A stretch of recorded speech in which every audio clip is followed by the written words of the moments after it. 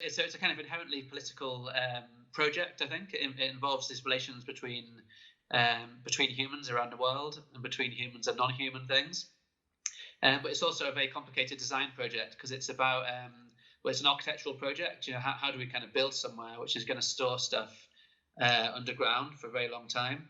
And it's also this project of communication. How do we communicate to people in the long-term future to say, oh, this stuff is dangerous, don't touch this stuff. But I suppose for me, it's I don't come to it as a designer, but as an artist. So my research and my background is in more within art than design. I'm not sure if that's important, but I think it's a slightly different history and a sort of slightly different approach. So my approach to this has not been so much to see it as a design project, and not so much to think, okay, well, I'm going to try and communicate to people in the future, but more to kind of open up a critical space for discussion around some of these questions has been a sort of aim of the project, really. I think for me, one of the things I found most interesting is a connection between the local site and a more kind of planetary situation. So if we take nuclear waste, for example, nuclear waste is now buried in a particular site, and a lot of the marker designs are about how this site is dangerous. Don't come to this site. We've made it safe. We've buried it underground. In the future, it will be safe.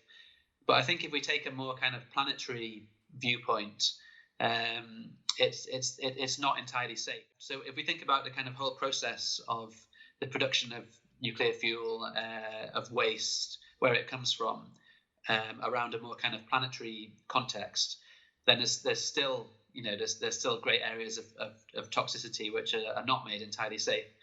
So I think for me, there's a certain politics between connecting that very local situation to a more kind of planetary, sort of geographically planetary toxicity. So politics becomes a way of kind of connecting the very local situation to something more global in terms of space.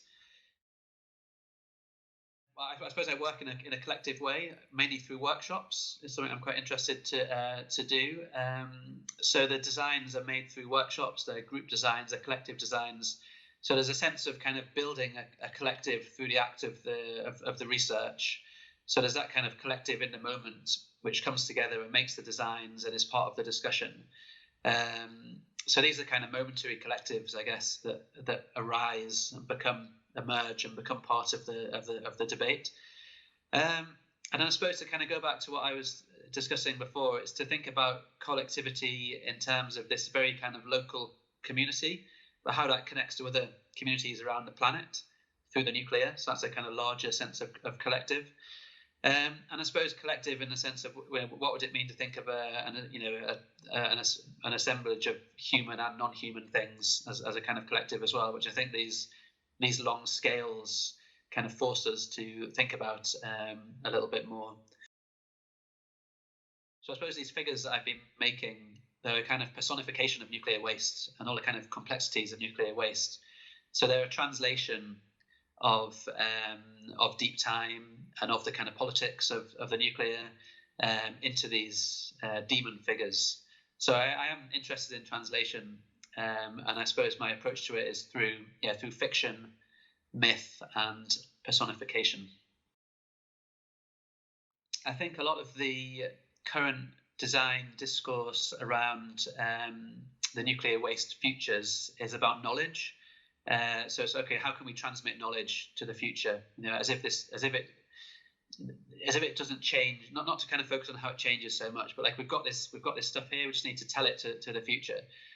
And I suppose what could get slightly missed out from a focus on knowledge is exactly care. What does care mean in this context? And I suppose my approach to this is through materiality and through thinking very carefully about the actual material of the nuclear, which is inherently toxic to humans. So it requires these kind of different levels of care. I spoke quite abstractly about this connection between the local site and the planetary. But I think this happens quite physically when these objects are buried in the earth, and the ground itself becomes the connector through the kind of rocks and the soil and what it becomes in the earth. So I'm very interested in not necessarily working all the time in a particular site, but being very much, but the objects, the kind of design objects, being rooted in a particular site, buried in that site, and also how that site is local, but it also connects to other sites around the world. So, I mean, this project is still ongoing, but as it develops, I hope to kind of bury objects around the world, really, to be connected precisely through this kind of burial. So the local site is very important for me and for the project, but especially in how that connects to other local sites as well.